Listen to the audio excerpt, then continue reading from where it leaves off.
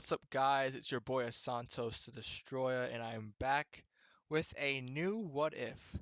What if Naruto had God of Destruction energy? Part 1.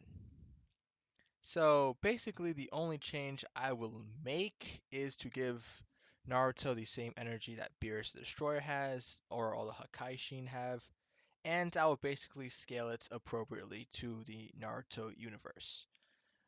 So basically, what I am giving Naruto is a special Kekkei Genkai unique to him that allows him to focus a certain chakra from his hands that can destroy objects when it touches them. The more chakra he puts in, the larger object can be destroyed, and the larger the object is, the more time it will take to destroy, even though it's not that much time in general. So basically, our story begins with Naruto becoming the Nine-Tailed Shinchuriki.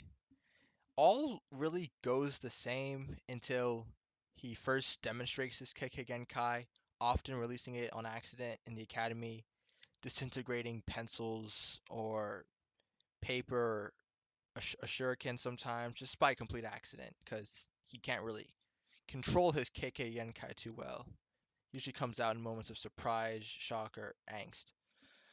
However, as he begins to get older, it comes out less and less because he's able to manage his emotions better as he's just maturing a little bit because everyone matures from between the time they're 5 to the time they're like 12. So at the end of the academy, Naruto still has the lowest test scores because he has this cool new Kekkei Genkai or ability, that doesn't mean he's actually smart. He's still an idiot. He's still our Naruto. So I do believe Naruto would still be placed on Team 7 as he has this basically hyper destructive ability, plus the fact that he has the QB inside of him. And now we get to the goals, which I do believe would still be the same. There's nothing that would make it different. And now we get to the bell test after that. Naruto would still use a frontal assault and would try to take out Kakashi, and just to say that Naruto still did pass his test with much more ease than he did in canon. Now back to the bell test.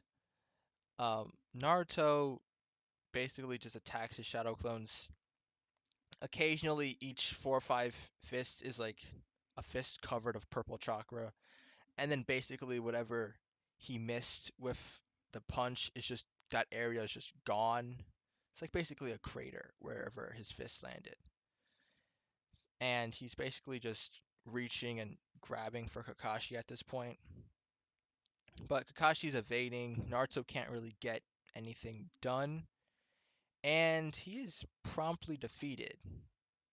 After Naruto's defeat, everything goes pretty much the same until we get to the Land of Waves arc, where now Naruto is noticeably much more dangerous due to the fact of his Kekkei Genkai, or chakra ability, whatever you want to call it. He can basically destroy objects upon contact and fire condensed projectiles of dense purple chakra that disintegrate objects that they hit. But he doesn't have that much control over it yet. More than he did when he was a kid, so now he's not disintegrating random things, but he can't really control it too well. So we get to the Demon Brothers attack. Naruto and Sasuke make short work of the Demon Brothers, Sasuke knocking out his Demon Brother, and Naruto disintegrating his opponent's weapon, like the claw arms they have. He disintegrated that. And now we move on to Zabuza. Zabuza is interesting because it uses the water clone on them. Now, it comes to think, what is the properties of Naruto's chakra attack? Can he disintegrate just he can disintegrate inorganic/organic sources, or can he also disintegrate chakra-based sources in addition? I do believe since Hakai is such a universal technique, I do believe it'd be able to disintegrate chakra as well. So essentially, Naruto could disintegrate or destroy the water clone rather easily, not basically voiding the need for Naruto and Sasuke to create their Demon Wind Shuriken plan, as by this point Kakashi would not have even been captured. Which brings up an interesting statement, as Kakashi being able to defeat Zabuza in much less time, with Zabuza having to fight off Kakashi, Naruto, and Sasuke, also proves that Kakashi is stronger in this timeline than he was in the original canon, as he has as he can train Naruto, Sasuke, and Sakura rather than just basically showing them what to do. We can actually be there and tell them what to do. So they all learn water walking much faster, and Naruto still takes a while, but after that he also practices his Kekkei Genkai, and by this point he can launch a small orb that can destroy something as large as, like, let's say a boulder or something. He can launch an orb that can destroy that much. And he can do that pretty much on command in addition to being able to destroy things on command. So now they continue their escort mission. Naruto meets Haku, has the same talk about precious people. They continue their escort mission, and now they have reached the bridge again where they fight Zabuza. Now, this fight against Zabuza and Haku goes much easier due to the fact that all Naruto really has to do is tag Haku one time and Haku's essentially dead. However, knowing Naruto, he'd still be much too slow to tag Haku and Sasuke. Now, this is where we get into Sasuke's interesting development. Due to the fact that Kakashi was not as exhausted as he was in canon, he is able to train Sasuke better, so Sasuke has a 2 Tomoe Sharingan and each one of his eyes. Now, back to the fight. Naruto and Sasuke are doing much better against Haku than they are in canon, due to the fact that Sasuke doesn't have that awkward 1 Tomoe in one eye, 2 Tomoe in the other Sharingan, and Naruto actually has some pretty nice offensive jutsu to use. However, at this point, I think one of them, Naruto or Sasuke, would get tagged with Senbon and would greatly slow due to these injuries. But Naruto would be taking out um, Crystal Ice Mirrors at an incredible speed. Not faster than Haku can make them reappear, but it is noted that the strain of causing them to making them reappear over and over again is making Haku tire.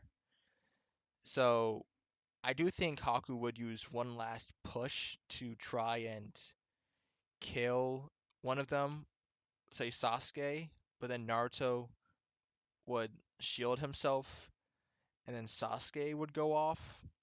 But it wouldn't really happen like that. I still do believe that Haku would target Naruto, and Sasuke would jump in the way to take the full brunt of the attack. And Naruto would use the Kyuubi just like in canon, and rather than just beating Haku nearly to death, I think Naruto, just filled with the bloodlust, would just outright Hakai Haku right then and there, just seeing Haku turn into like a mass of purple particles, and Zabuza in this instance would be killed as well, as no one would really stop them. Now, Naruto, still relatively bloodlusted, would demolish the all of Gato's thugs, his goons, his whatever you want to call them, his hired men. I don't think he would Hakai all of them, just because each one may be somewhat chakra draining, but he would at least knock them out. And with that, the Land of Waves arc is completed. Much less tragic than the first one. It's more resolved. It's more resolved and more normal, I guess.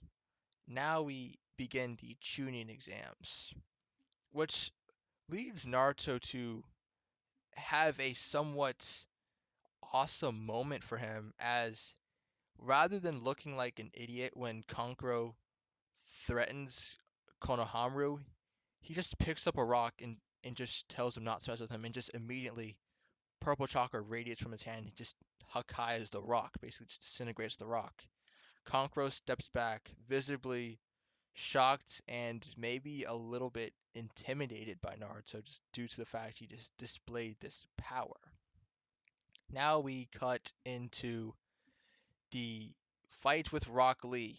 I mean, Naruto and Sasuke still get bodied, but I mean, it's Rock Lee. What can you really expect? He can't use ninjutsu, so he can't use his Hakai. And now we get to the first test.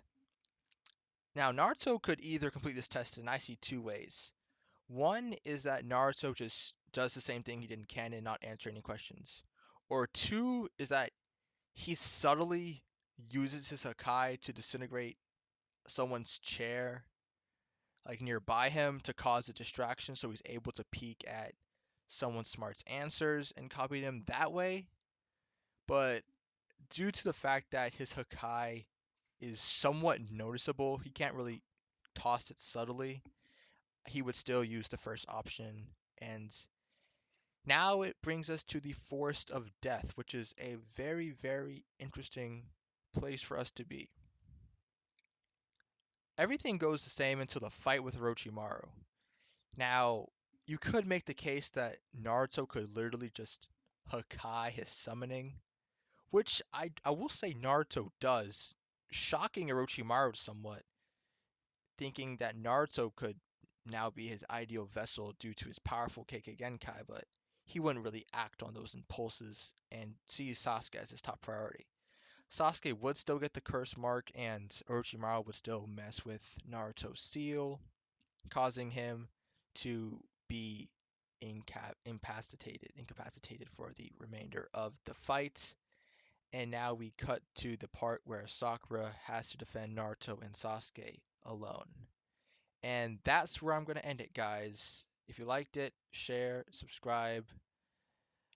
I'm a Santos Destroyer, and I am out.